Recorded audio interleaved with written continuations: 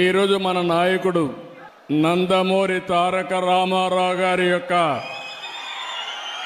29వ వర్ధంతి, అది కూడా ఈ మైదుకూరులో జరుపుకోవడం చాలా అదృష్టంగా నేను భావిస్తున్నాను. ఒక మహానాయకుడు, ప్రజానాయకుడు, తెలుగు జాతి చరిత్ర ఉన్నంత వరకు తెలుగు వారి గుండెల్లో ఉండే ఏకైక వ్యక్తి నందమూరి తారక రామారావు గారు. ఈరోజు మనందరం చూస్తే తెలుగు జాతి కోసం పుట్టిన, అనుక్షణం తెలుగు జాతి ఆత్మ గౌరవం కోసం తప్పించిన ఏకైక నాయకుడు ఎన్టీఆర్.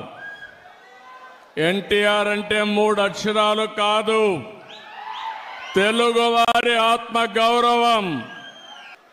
ఇంకొక పక్క మనం చూస్తే పేదవాడి గుండెల్లో తీపి జ్ఞాపకం, బడుగు బలహీన వర్గాల గుండెల్లో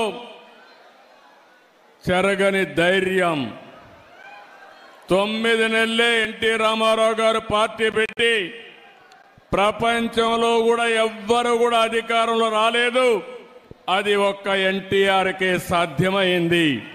ఇంకో పక్కన మీరు చూస్తే అంతవరకు తెలుగు వారికి గౌరవం ఉండేది కాదు.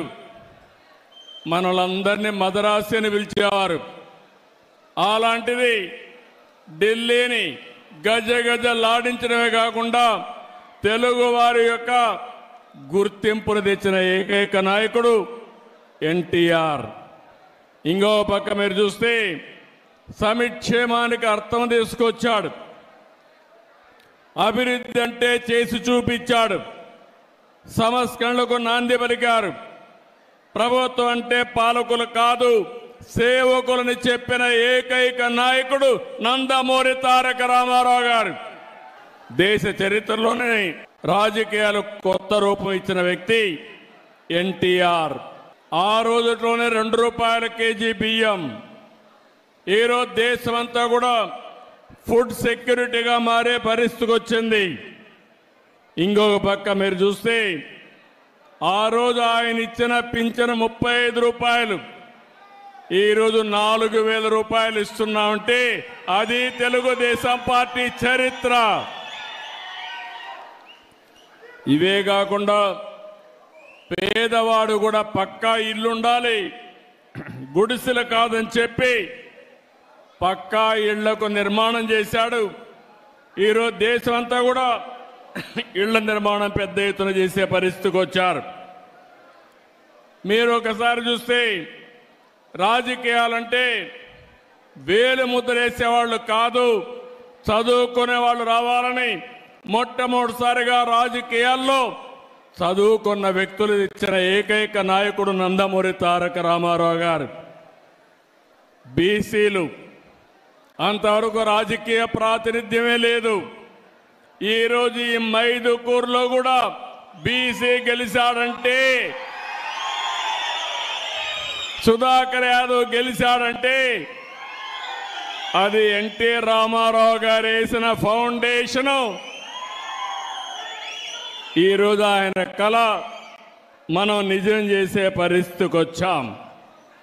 ఇవే కాదు, మీరు ఒకసారి చూస్తే ఈరోజు ఎన్టీ రామారావు గారు వచ్చిన తర్వాతనే అన్ని కార్యక్రమాలు జరిగాయి. మనం కూడా ఒక్కసారి గుర్తుపెట్టుకోవాలి, ఎన్టీఆర్ ఒక స్ఫూర్తి, ఎన్టీఆర్ ఒక ఆదర్శం, ఆయన జీవితం ఒక సందేశం. మనవారిగానే ఎన్టీఆర్ కూడా మామూలు వ్యక్తిగానే పుట్టాడు, సామాన్య రైతు కుటుంబంలో పుట్టాడు, అంచెలంచెలుగా ఎదిగాడు, నిరంతరం శ్రమపడ్డాడు, క్రమశిక్షణతో బతికాడు. ఈరోజు మీరు చూస్తే మనం మాట్లాడుకుంటుంటే ఒక రైతు కుటుంబంలో పుట్టిన బిడ్డ సినిమా జీవితంలో ఈరోజు ఎన్టీఆర్ను ఒక్కసారి గుర్తు చేసుకుంటే రాముడు ఎట్టుంటాడో తెలియదు కానీ రాముడి రూపాన్ని ఎన్టీఆర్లో చూసుకున్నాం.